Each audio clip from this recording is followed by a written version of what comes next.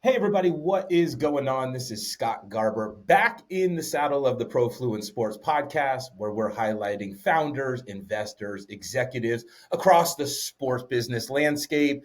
Today, we're excited to tackle a really fun topic as the collegiate world is continuing to evolve and we're all looking for new money. How do we continue to fill those buckets?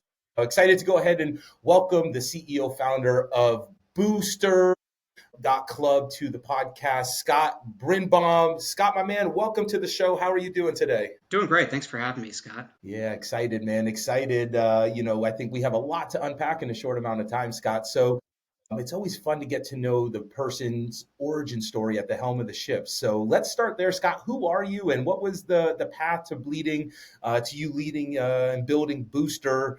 Yeah, let's start there, man, and we'll build. Well, I'm Scott Birnbaum. I have been a digital media executive for the last 20 years, give or take. Early on, I was in a Web 2.0 SEO content play that was called Demand Media, where I learned all about search and content and the ideas around how do you match advertising to specific content and how do you make money off of it. That was my first intro into the internet. And then over the years, I've worked at other companies, but it's all been about the same thing. It's been about how do I take digital media, so content and on different platforms, and match advertising to audiences that are interested in that content. And that led me into what I'm really passionate about, which is sports. And the sports angle that I chose was around NIL. It was this idea that there was this new market coming through of name, image, and likeness for athletes, and that there was a really good mechanism to get money, to financial money or support, excuse me, to athletes that were playing football and basketball and had really big names. But there was not a mechanism for the majority of athletes, the other 99%, that have financial needs and with support could go further in their careers, but they don't have a mechanism to do that.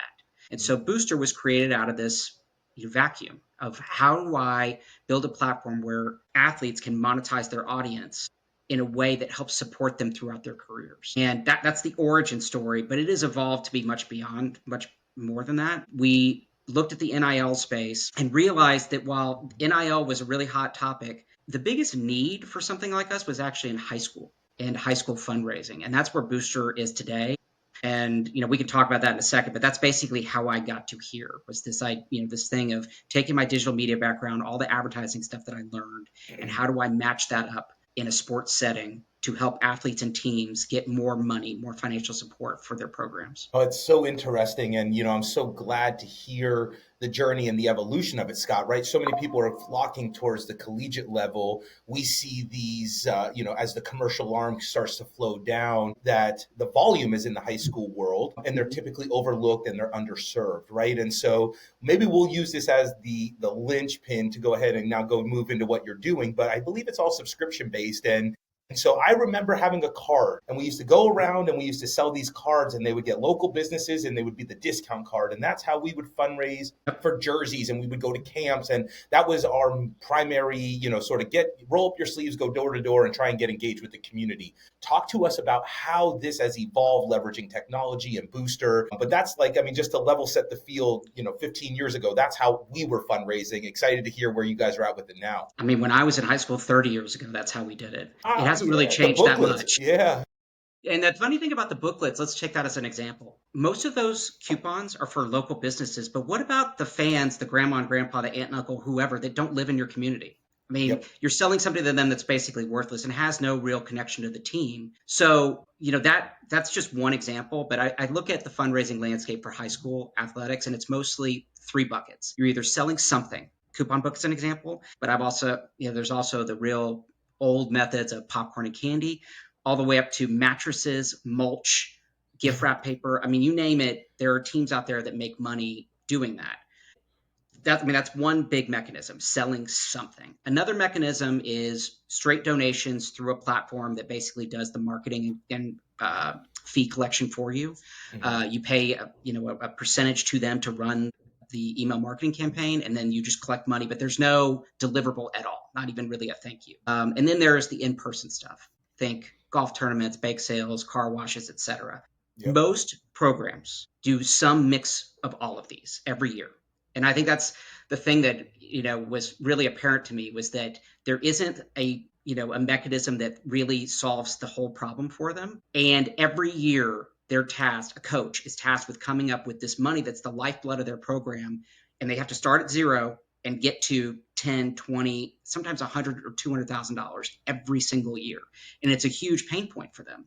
So where Booster's different is, one, it's a community-based platform. I mean, at our core, what we're doing is building a community around this team, around Mm-hmm. the athletes on this team. And we have a platform that allows the team to share content around the team's season, their journey, which builds even more community. And it's done on a subscription-based, a monthly recurring subscription, 5, 10, but the team sets whatever the number is. Like, we Yep. don't set that. We don't have a prescribed number. The team sets it.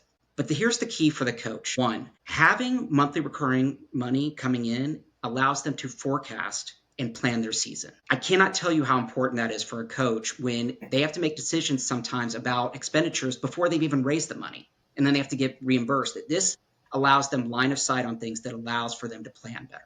So Mm. one, monthly recurring is a really valuable addition to the coach's revenue portfolio. Two, if you have freshmen, sophomores, and juniors that have sold subscriptions to grandma and grandpa, aunt and uncle, whatever, they're coming back the next year. So you also don't start at zero. You've got some commitment going into the year. So you don't start at zero and have to get to 10,000. Maybe you're at 50%. Both of these components to Booster help the coach and take some of the pressure off the coach and allow the coach to have some ability to plan for their year. Mm. Then you have the community aspect of it. For the donor, the grandma and grandpa or whoever it is that's giving money, they actually get content or feedback of how the team is doing throughout the year. That makes them feel good about it and makes them feel like they're a part of the ride. And for grandparents that are used to getting a trickle of information from their the parents of their grandkid or whatever, that having that trickle, the information coming directly from the kid, is super valuable and keeps them engaged. And we feel that, over time, the community aspect of Booster is really what makes it powerful. The idea that by sharing the journey with the broader community, the kids feel supported, the coach feels supported, and the family and friends feel like they're more connected to this program that's super meaningful to their loved ones. It's super neat, and Scott, I want to go this in a couple different directions, right? So often we focus on basketball and football; they take up the lion's share. Sure. As you're coming in, navigating high school, it's sometimes the bureaucracy is really challenging to go ahead and get technology solutions built in. Are you coming in from an athletic department level? Are you going in team by team? How do you start to take this solution and educate folks that have traditionally done it one way, or used a variation of those three buckets? How do you start to educate them on a Sure. better, more holistic solution? Well, I think, one, we have to have the attitude that we have a better way. I think it starts there with, when you're bringing in something new that no one's ever done before and you're trying to change things, you have to have a lot of confidence that you really have come up with a solution. As an entrepreneur, that's like the first thing, is that, we have to act as if. Now, when it comes to schools and the how you break into a school, I thought it was going to be the athletic director. I really did in the beginning. I thought this makes obvious sense. But the reality for the 25,000 high schools in America, I bet you 80% of them, each coach makes their own decision. And it's not influenced by the athletic director. It's some combination of things they've done before, things their booster club wants them to do, things they've seen other coaches do. You're not walking into a world where everybody's like, I got it figured out. People are like, I hate doing this. This has worked for us. If you can, prove to me you have a better way, I will do it. But the goal for the coach is always save me time. That's the most important thing, is they would raise less money as long as they could just spend more time coaching. That's like the thing that I've learned. So Yeah. we approach it, one, we go coach by coach, because like I said, I realized that the athletic director isn't the entry point that I thought it was going to be. We don't necessarily focus on football. We're pretty agnostic as far as that goes. We would focus on anything, but I think some other programs are more open to taking risks on something new. Football programs, let's just say that they're the ones that are usually the most in the best shape. So every other program has to fight for their piece of it. And it's, the further you get away from football or basketball, the more likely a team is to try something different, try something no one's ever done before. Because the fact of the matter is the community is pretty saturated and sick of most of these other forms. They don't Yeah. they don't want to get hit up for popcorn and candy every 6 months for a new team. They do not want that. And so that's where we feel that booster and the community aspect really sets us apart, and that we can make from a community penetration thing, having this is a better option for some of the other teams within an athletic department. It's really neat. And now I want to go like a little deeper, right? And, at Profluence, the underbelly of our association was built on a digital community. And so, Sure. Scott, I'm curious as you guys now start to work and get this machine rolling, right? So now we got buy-in from the coach. We have subscription revenue coming in. How do you maintain and drive engagement? Is there a buy-in from the school to provide user-generated data? Are Mhm. you guys coming over top with tools to try and help layer that in? I'm always curious, like, building it is one thing, maintaining it and growing it is Sure. another. How do you guys sort of, balance that as you guys scale? Well, I think first and foremost, the school has to be bought into it. And we are not, one of the first questions we get is, where does the content come from? Yeah. And every team has parents and kids that have phones and they're taking content all the time. And that content doesn't really live anywhere. So Yep. I think the lowest bar for what the content is stuff that's already been captured and just, lives on people's phone and it's not being shared. That Yep. happens all over the country. So that's a low hanging fruit of what content could look like. We feel that there's a layer on top of that, which is what we would consider like a personal, like a vlog almost, like a video log once a week from a kid on what it is that they're working on in practice, what they're facing in the game, things that are not told in the box score. Things like, let's just say you have a kid that's a baseball player and he's working on hitting the curveball, and all of a sudden he's facing a pitcher this week that's really good at it. And then how did he do? And how does that translate into him getting better over the season? Or maybe Mhm. it's a bench player who you don't even see playing, but is learning stuff in drills and is actually getting better at it. But you don't actually see him playing on the field. These are the things that matter to their extended family that they don't necessarily get. And if we can prompt the kids on Booster, the athletes, to share this information, I think that it's just a quick update. It doesn't have to. We're not expecting them to do updates every day. I'm not expecting it to be a long form video. I'm not expecting to be highly produced. Just add a little bit of depth to the experience, and that will go a long way towards making the day of a grandparent or an aunt and uncle or whoever that doesn't get to see this kid every day. And when they talk to them, they can share or have a conversation about this information that they're learning about the team. Yeah, it's really neat. And I mean, what's nice and is what we found is your target end user are digital natives, right? And so it's Yep. really challenging to try and get older folks to engage with it. They have app fatigue, whatever that may be. But this comes so natural, right? It's an extension of IG or X or TikTok or wherever they're accustomed to building. And so, that sort of leads me to my next point. Does each team get their own custom environment? Is it an app based? Is it web based? How do you guys sort of build this from a tech stack perspective to make sure it scales, but it is unique enough for each team? Well, to answer the first question, each team does get its own page on Booster, and they can, trick it out however they want. And then each player has their own account, their own profile within that team. So, first thing is it's specific to that team. So that's one. Two, Yep. we have built it right now. We're a browser-based web app. The reason for that is that due to the way the app stores work, we didn't want to pay a percentage to Apple and or Google that could be going to the team. So it's browser based for that reason. That said, one, the landscape there is changing a little bit. So Mhm. that may change in the future. But In our until favor, then, Scott. In our yeah, favor. exactly. In our Yes. favor. That's exactly right. And then, but in the interim, we are going to build what I would consider like an athlete facing app that doesn't have any of the monetization inside of it. It's just a creator app to make it as easy as possible for the kids. That's one of the things that I've learned throughout this journey. Not all kids are meant to be content creators, although there are lots of them that are really good at it, but not all of them are going to be. How can I make this as easy as possible for them? Yeah.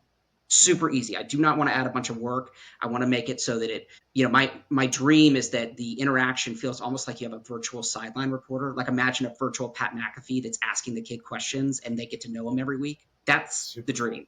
And it's definitely possible. We will build that, but we're not there yet. But that's where I think it's headed. So we need to make it super easy. There will be a app-based interface for the athlete, but the monetization still needs to live on the browser side for reasons I just discussed. Yeah, But no, we feel it's very scalable the way that we're thinking about no, it's really neat. And one of the trends that we're seeing, and I'm curious how you guys approach this, is the larger commercial brands are really interested in engaging with, an organic way to meet Gen Z and Gen Alpha where they're at. it. And it seems like what you guys are building is a really unique vehicle to go ahead and provide value, but also build this community. So I'm curious, how do you think about leveraging your sort of, tenure leading up to Booster on the digital ad side and working with bigger corporate brands? Is there a strategy to bring them in across and help underwrite or help, supplement, some of the subscription model? Just curious how you think about it outside of, sort of the core business. Well, one of the other things that I've learned that's super interesting about this space is that corporate already plays into high school fundraising, but it is super disorganized. And what I mean by that is, let's say you have a local Pizza Hut franchise. There'll be a football team, the football coach will go hit that franchisee up, then the baseball coach, then the basketball coach, all then separately. And for each one of those, they don't really have that much to offer. Like there might be signage somewhere, but let's face it, if you're the volleyball coach, not that many people go to those games. So not that many people are going to see it. Plus some of them are on the road. There's not a great value offer there for why a corporate entity, other than goodwill, should contribute. But what if there's a world where an entire athletic department or maybe even an entire school is on Booster and engaged with Booster and the Pizza Hut, let's just say that, let's say the football team wins and you do a push notification to the entire athletic department that's around this store, this specific store of, come in this week and get a free drink with a pizza, something like that. Yep. Let's just, or maybe it's the Dairy Queen, it's come in, get a free ice cream cone, but it's something that's actually tracked, you can track it. One, because there would be a mechanism to track the coupon code or whatever, but also it's so targeted. I mean, it's not often that you're able to activate an audience that's this localized to a store. And so then you extrapolate that out. Every, local corporate, franchisee or even a mom and pop has some marketing budget to spend. And these are their customers. And this is a way where you can get one, it goes to a good cause because the majority of the money goes to the team or the athletic department. And you're driving actual conversions, stuff that actually is meaningful to this audience that really matters to you. That's And hard to do on other platforms like Meta and Meta, TikTok, et cetera. It is really hard to get that targeted. there's a lot of noise, right? And I think, Totally. like, now when you come and you singular down, to what the behavior and the action is, and then you can see the feedback loop, right? It was really interesting coming up when I did, right? If you didn't pay for the product, you were the product, right? And so Totally. now, as we start to niche this thing down, now you can behave in both of those categories and actually have the dollars flow into something that is impactful, that resonates with both what you're doing as a participant, but also in the community as well, which I think is a really neat moment of watching and building digital community. Scott, talk to us, man. There's 25,000 high schools, I believe you said. I don't know, don't quote me on that number. How are you guys doing at this phase of the journey, right? Like market penetration, where are you guys at as far as moving into fall sports, and what's on the horizon as we, look into Q4 into 26? Well, the idea is really new for me. This idea, like I basically had the idea for this version of Booster in around January. We built Okay. it. We went to market for the first time in May. I'm from Texas originally, so we chose Texas because it was a landscape that was at least familiar to us. As Yep. somebody who does not have a background in organized athletics or administration, I didn't know where to start. So we started in Texas and we went to 5 different conferences this summer and met coaches where they are. We have a lot to learn. Like Yep. and what in the little bit of learning that I've done so far, I know that every state, school district, sport, they're all different. And so we're so early that we know that the feedback is really good, that no one is satisfied with the way they fundraise now. And ours is unique and new, which is refreshing to this group. We know that we have focused on a lot of the right things to build because we have talked to coaches and know that we're building a product that works. We are in the process of signing up our first teams that will be using it in the fall, which is huge. But the landscape, I mean, there really are 25,000 public high schools, and you figure every high school has, you know, 20 to 40 activities because it's not just football. It's band, debate, all of them raise money.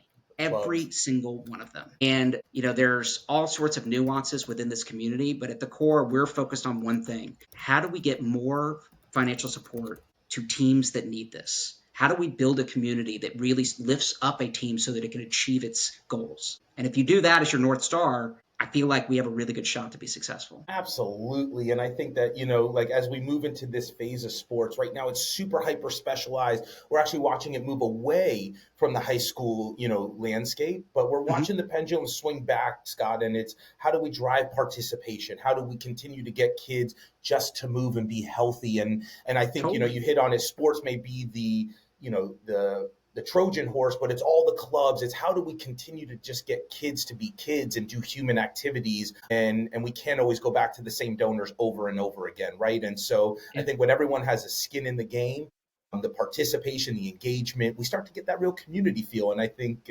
That's what ultimately fills the cup for us as humans. So I'm really curious. I'm going to switch gears a little bit less from the product now, but from this iteration of Booster from January to now, and with the landscape changing so quickly, Mhm. Scott, where do you go to stay relevant? Like, how are you learning this space, and what does that journey look like? Because I imagine it's just got to be drinking through a fire hydrant right now. So always curious, like how you're ingesting and staying relevant. I'm an avid reader. I read every day. I consume a ton of newsletters, both in the tech and business space, in the sports, especially the youth sports space. I try to talk to as many people as possible. I will take calls with anyone that I feel like I can learn something from. And I will tell you from having probably 1,000 conversations over the last year, I can't ever predict where new insights or new knowledge is going to come from. Like there are times where I've talked to people and I thought, oh, this conversation isn't going to go anywhere, but then some little nugget comes out. And then there's times where I've talked to people and it's like, oh, I've heard all this before. So for me, it's all about reading and staying plugged into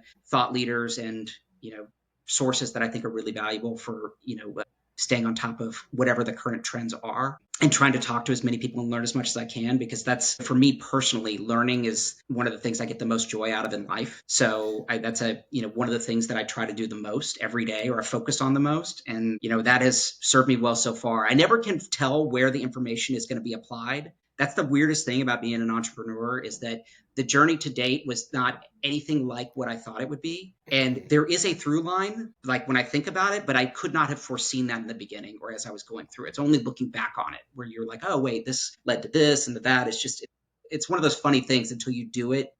It's hard to understand, but like I didn't know where anything was going to go until I. But isn't that cool? And I look at the mural behind me, and that gentleman said the journey is the destination. And as long as Yeah. we stay lifelong learners in this game, Scott, I think perspective is the biggest tool that we get through all of this. And then how we apply it extrinsically, it will continue to evolve as change is the only constant, right? So Yeah. I think that's the biggest nugget here, But as folks are listening to this, Scott, if they want to learn more about Booster, they want to get in touch with you, what's the best way to go ahead and do that at this point in time? Well, our site is booster.club. You can go there. It's live today. If you want to get in contact with me, I'm on LinkedIn under Scott Birnbaum Booster, or you can email me at scott@booster.club.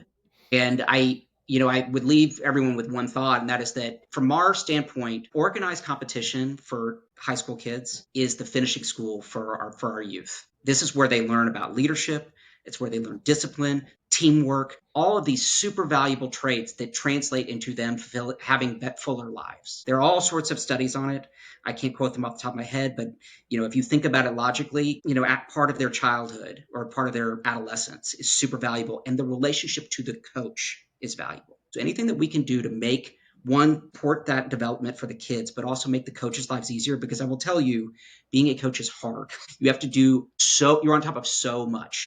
And so anything we can do to make their lives a little easier, I think we're doing a societal good, and I think it's a good business too. I dropped the mic on that, and I don't think that you really realize how many hats a coaches wear until you sort of peel back the layers of the onion. And if I just pull from my personal journey, Scott, those coaches made just as much, if not more, impact than my actual parents. They help shape what the society that we live in today, and I believe it's why sports is the last frontier as we continue to ask this lifelong question of what makes us human. And we're Yeah. going to be asking that a heck of a lot more as we move into this next phase of, iterations of AI. But, Scott, from the Profluence team, it's so neat to catch you at this phase of the journey. We're excited to lean in, support, follow. Be sure to reach out to Scott. I'm sure all of us, if we don't have a kid in high school, we know someone who has a kid in high school, and we're one introduction away from making an impact in this world. So, Scott, thank Totally. you for everything you're doing, and look forward to following the journey. Thanks, Scott. Appreciate it. Talk soon, everybody.